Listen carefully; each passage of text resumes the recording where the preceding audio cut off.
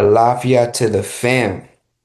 It's your people's Babalawo, Esuwale Adigun, and I'm back with another video for these spiritual streets.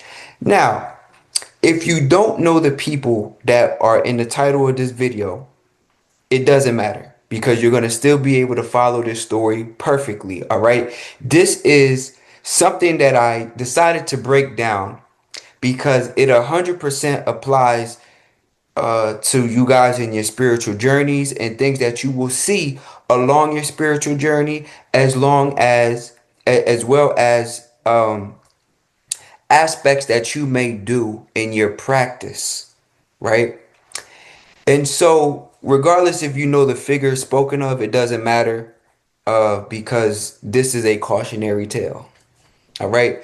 So this story involves a brother by the name of 607 Unc, who's very popular in the podcasting world, as well as 4Extra, who became popular through the No Jumper platform. All right. Now, 607 Unc is into African spirituality. All right. He's one who maybe doesn't per se have a set tradition that he's in, but he is definitely in the lane of a root working man. You would say that he is a man who works root or is connected to conjure. All right, 100%. To say like that he's like a voodoo son or something, no, I wouldn't say that. But I would say that he definitely is connected to conjure and root work. All right. And so I'm going to play the footage of an incident that occurred in No Jumper because recently a very bad thing happened to the brother 4Extra and it stemmed from this event. So let me pull the clip up right here. All right. So it's actually this one. All right, cool. So I'm gonna pull the clip up so that y'all can see how it all began. Right here. The niggas you on nigga. So this guy standing up is 4Extra. This one that's being aggressive is 4Extra right here. And the one here in this corner is 607 Unc. All right. Right here. The niggas you on nigga. I'm gonna flatline you right here and go to jail and laugh at you. Why you on the projector dead? And I'm gonna be doing burpees in jail, laughing at you while he's picking up my collect card. So, as you see, 4Extra, he was being extra. He became a bully towards 607 Unc, who's a little older, not really like a big man, you know what I'm saying? Kind of unassuming in stature, right? So 4Extra took it upon himself to be the tough guy, play the tough guy role, as you see. Now, I want y'all to pay attention to something. Okay? I want y'all to pay attention to something. And that something is right here. All right. So, you see this cup. 607 Unc, like I said, he's a conjure man. He's a root man. All right?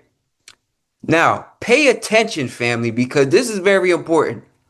Do you see the colors on this goblet, right? Or this vessel right here? The reason why this vessel is very important. 607 Unc carries this vessel for spiritual reasons. And he keeps two bandanas on it. One is blue, one is red. In this instant, he took the blue bandana off and put it on his head, as you see. Now, why is this important? Because as we see here, this took place. All right. So in the midst of that, this took place right here.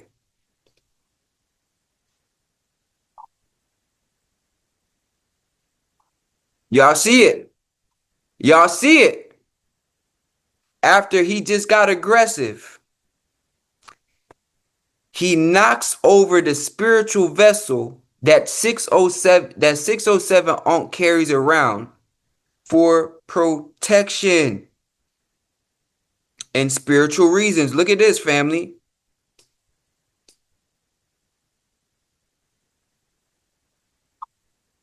Do you see this? Now, literally. So did you see that? Every 607 Onk freaked out because why did you knocked over this vessel? And he knows what the significance of that vessel is. Everybody in the room kind of was shocked when it happened, even 4Extra, who was the aggressor. Why is this important? Because here's what comes of it. 4th of July comes around, and there is 4Extra, as you see. He blew part of his hand off with a firework, with explosives that they were using on 4th of July, as you see. All right, I had to blur some of it out so it ain't too graphic for YouTube, but you can see what's going on. As that happened, you see his hand partially blown off. And so this is what led to people to believe, did 607 Ankh put the spiritual hands to 4Extra? Well, there's another interesting detail that a lot of people missed. Y'all know I do this. These explosives in the hands are in the hands of 4Extra. He did a live as he went to buy the explosives that he used that eventually blew off part of his hand. And look what color they are, family. Red and gold. Red and gold. Do we have to go back? Let's do it. See, you have to pay attention. What color are they, family? What? Red and what? Gold. Red and gold, family. As you see. As you see. Right? Um, so very well, that incident was not by coincidence. No. Did 607 Onk intentionally use work or conjure or voodoo or hoodoo against 4Extra? I don't think he intentionally did it, and I'm going to tell you why. So, first of all, here are some tweets, or not tweets, but as soon as this happened, as soon as this scene happened right here, as you see, 607 Unk actually put this in his story. And it says, "Do not touch my anointed ones. Do my prophets no harm." Psalms 105:15. As you see, it's 607 Unk's IG. It was in his story. He posted this soon after the event happened, or this incident happened. So it says, "Do not touch my anointed ones. Do my prophets no harm." All right? He's letting you know. Now, another piece that he put up is right here. So he put this image up of sage, a candle, and as you see the song title, it says Voodoo. So Tony Dark Eyes Voodoo is the song title. Y'all see it, right?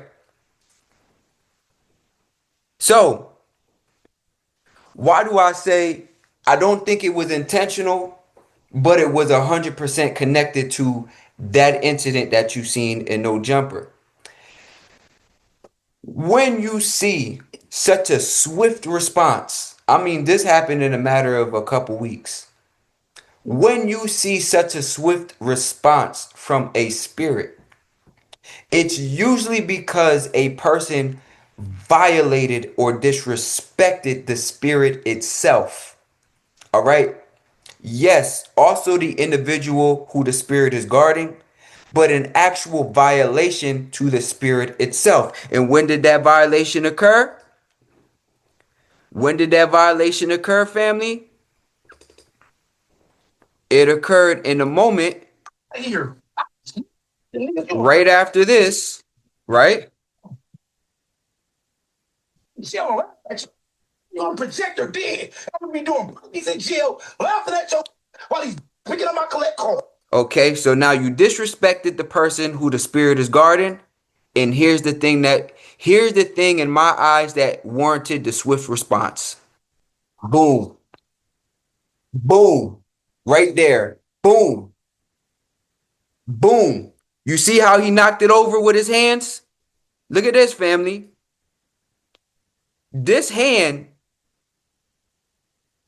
see, y'all got to connect the dots. That hand that knocked that goblet over or the vessel over, you see, it's in the right hand. Boom. The right hand knocked it down. You caught that? Let me run it back. The right hand knocked it down. Look at it. Wham. Right? Everybody is oh shitting for good reason because now when you look at the explosive, the right hand, family. You see that? Which hand got blown up? The right hand. That is the same hand that knocked that vessel over. And what were the colors of the candles? Bam. Red and gold. The same colors of the vessel. The spirit that is being housed in that vessel did not appreciate that type of disrespect. And that is when you see responses happen that quick like that, within a matter of weeks, it is because the spirit itself was violated in a major way. Straight up. You see, when you do workings on the left hand side to try to get at an individual or to work against an individual, those workings take a little more time as spirit works itself through. All right. But when you directly disrespect a spirit, when you directly disrespect an entity, the response is very swift. Sometimes it can even happen in a matter of hours. I've seen it happen in a matter of hours. Sometimes it can happen in a matter of days. Literally. All right. And I've seen this in my personal experience through my years of dealing with spiritual work, you know, and watching it from different angles. From my experience and the experiences of friends and associates that are into spiritual practices. You see, you have to be careful when you this is why Iwapele is so important, y'all. Balanced character. And why it's important to operate in Iwarere more times than not, which is good character. All right? Harmonious character. Iwarere. You know? Iwapele is a balance. So sometimes with Iwapele, you can get a little more aggressive to bring a balance to things. But that wasn't the moment for that. It did not warrant that. 607 Onk was not being an aggressor. He was not being threatening in any way. So it did not warrant you to try to get physically violent and to threaten his life in that way. right? Iwapele is very important because Iwapele would have prevented that whole incident from taking place. Okay? In Iwapele, you match energy to balance energy. In Iwarere, you go through life and treat everybody with respect. You treat every human being with the level of respect, although you're bigger than them and you can probably beat 607 onk to the ground. Guess what? You can't fight what you don't see. And so, even though that day, if you would have physically fought him, you would have won. In the end, you would have lost. Because long after that incident is finished, what are you left with? Half a hand. The same hand that knocked over the goblet, that knocked over the vessel, with the same colors as the vessel. You have to use spiritual eyes in the world, family, because this is a situation that I wanted to talk about because it applies to your daily life as spiritualists or as spiritual people. You're going to see things like this occur, and you have to have spiritual eyes to see. You have to have spiritual eyes to know when spirit is speaking to you, when spirit is trying to contact you, when spirit is showing you something. You have to be able to identify it. That's very important because in this world that we live in as spiritualists, as traditionalists, especially with African traditional religion, especially with African spirituality, especially with Orishas, Loa, Loa, Loa, Santos. It's important because it is how we are able to navigate this thing called life. And it gives us the upper edge on the person who does not have these African spiritual divinities that we find in African spirituality, that we find in African traditional religion. This is what separates us as the practitioners or the devotees. You know, the Onisheshe, the Voodooism, the Conjure Woman, the Root Man, the Obia Man. This is what separates us is the ability to see, to see. You know, um, and this is just a cautionary tale as well. Treat everybody with respect because you don't know who has access to what.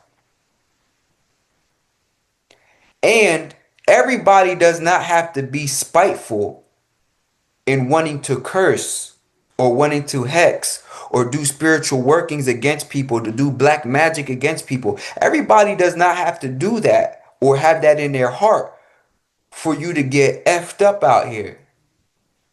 They don't.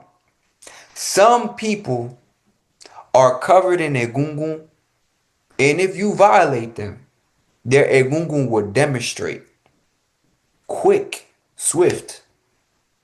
And so, therefore, you treat everybody with respect. You treat everybody with honor, dignity. You know, they're a human being, they are a living being. Because whether a human being or not, they are a living being. And so, you must treat them with respect. You know, a wise poet once said, I walk light so I don't piss the ground off. A very wise poet once said that. I walk light so I don't piss the ground off. You know, that poet was the name, goes by the name of Wheezy Wee, Wheezy F Baby. You know, Wheezy F Baby, and the F is for fa. You know what I'm saying? You gotta walk light, family. You have to. In the world, you know, I try my best to walk light. This is why my life is generally peaceful in my home with the people I love. When you see me go into the world or dealing with the world, you may see chaos at times or war at times. But the balance is all at home. The balance is all in my personal relationships with my friends, with my family. You understand? And so, because I'm able to keep that balance, my life is very peaceful. When I meet people in the world, I come to them with respect. And so, this is how I can have so many connections from here to Brazil to Nigeria and beyond, with other people within Isheshe, you know, uh, with people that practice Candomblé, Santaria Lukumi, with people in Voodoo and Haitian Voodoo. You see me bring people on my platform. Treat people with respect, and you won't end up with half a hand. That is the moral of the story. So I hope y'all gain something from this. Y'all learn something from this. It's a little spooky how this thing be moving, but it is what it is. I'm a Babalawo. So this is my life all day, every day. I'm very good at seeing how spirit move. I know what it looked like. That incident with 607 Onk and 4 Extra was 100% connected to that no jumper dispute. If 4 Extra would have minded his own manners and would have had Iwa, he never would have been missing half his hand. Trust me. He would have still had his hands. But now, you know, who you gonna fight now? You know what I mean? And that is the irony of it. But such is the way of the world. So I'll catch y'all in the next one, y'all, or Dabo.